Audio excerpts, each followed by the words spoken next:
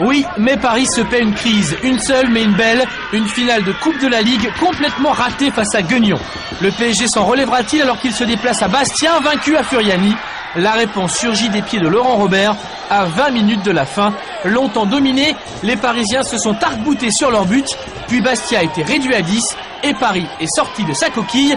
En cas de succès, le PSG sait qu'il se hissera à la 2e place du classement devant Lyon, tenu en échec par Saint-Etienne le jour de PSG-Lens, puis battu la veille à Bollaert. Janowski, sur qui Valéry s'est essuyé les crampons en première mi-temps, a le bon goût de se venger avec raffinement. En pleine course, superbe lob au-dessus de Penaud. Paris, qui mène 2-0 en Corse, ça valait une grosse cote, surtout après l'échec retentissant du Stade de France.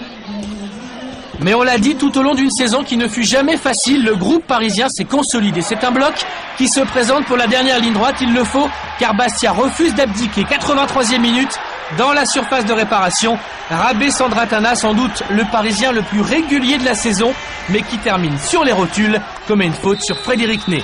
Lama souffle pour se concentrer et détourne le pénalty de ce même Frédéric Ney.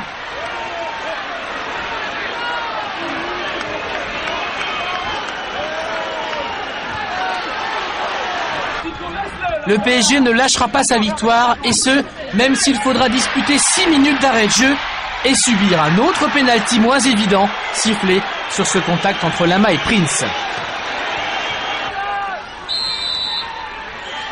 Cette fois, Lama doit s'avouer vaincu sur la frappe de Petersen, mais Paris s'impose. Lama peut chambrer Furiani. Le PSG a su transformer sa déception en rage de vaincre.